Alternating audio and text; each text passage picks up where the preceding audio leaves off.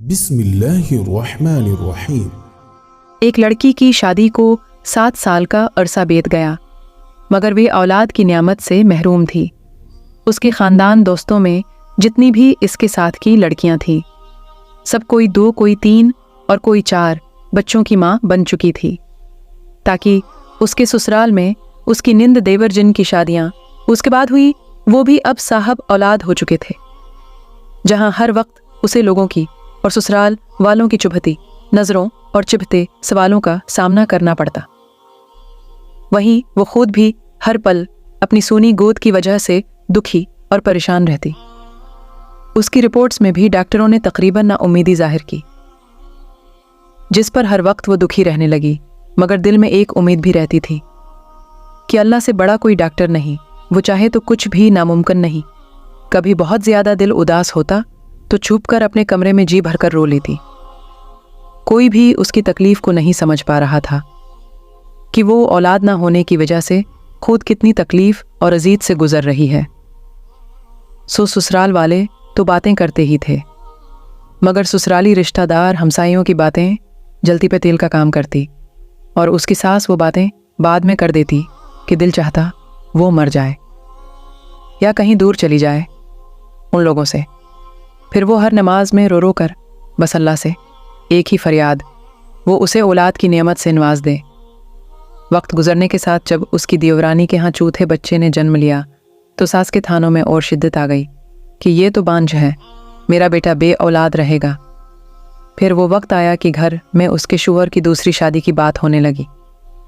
एक दिन वो अपने दीवर के बच्चे को गोद में लेकर प्यार कर रही थी कि न जाने उसके दिल को क्या हुआ। वो बच्चे को वहीं लटाकर अपने कमरे में आई और ऐसा रोई कि सब घर वाले जमा हो गए। उसके दिल की हालत समझे बिना सब ये सोचने लगे कि ये दीवर के बच्चों से गिलाओ या फिर शाओ टाटे के सनीतीस का शिस्सा नैडी टेलियाओ आलाफ में कथरिए पीछी फीकाओ के हिली में तेलिए क्या नहीं बैखने वाला दूसरे के मुँह में डाल दें।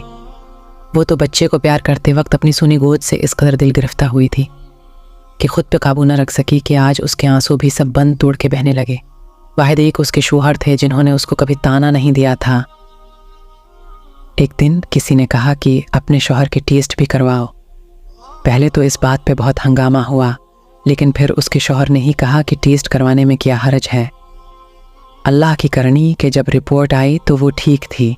फिर तो घर में एक तूफ़ान आ गया कि बस अब उसको फारग करो, हम तुम्हारी दूसरी शादी कर देंगे। लेकिन उसके शौहर किसी सूरत उसे तलाक देने को तैयार न थे।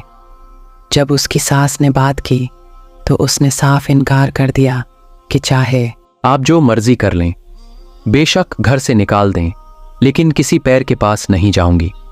इस पर उसकी सास ने बहुत लान तान की। उसने वज़ू किया और नमाज के लिए खड़ी हो गई। जब दुआ के लिए हाथ उठाए तो ऐसी रिक़त तारी हुई कि कुछ बोला न जाए। फिर सजदे में गिरकर अल्लाह से फरियाद की, क्या या अल्लाह तूने मुझे बेऔलाद रखना था तो तूने मुझे इस दुनिया में औरत के रूप में क्यों भेजा? औरत तो पूरी ही औलाद से होती है, फिर मेरे वजूद को अधूरा क्यों रखा? या अल्लाह सारी दुनिया के डॉक्टर चाहे जो मर्जी कहते रहें, मुझे बस तेरा ही आसरा है। या अल्लाह मेरी वजह से मेरे शौहर को इस तकलीफ़ इस महरूमी से न गुजार। या अल्लाह तो हर चीज़ पे कादिर है। तूने हज़रत मरीम अलैहिस्सलाम को बिना मर्द के शौहर के माँ के मकाम पर खड़ा कर दिया और उनसे अपने मोहतरम नबी को बिना बाप के पैदा फरमाया। या अल्लाह तुझे हज़रत मरीम का वास्ता मुझे सालेह औलाद की नेमत अता फरमा। या अल्लाह औलाद के बिना मैं एक अधूरी औरत हूँ। या अल्लाह मुझे पूरा कर दे। या अल्लाह हज़रत मरीम के बिना शौहर की औलाद हो सकती है तो मेरे क्यों नहीं? मेरा तो शौहर भी मौजूद है।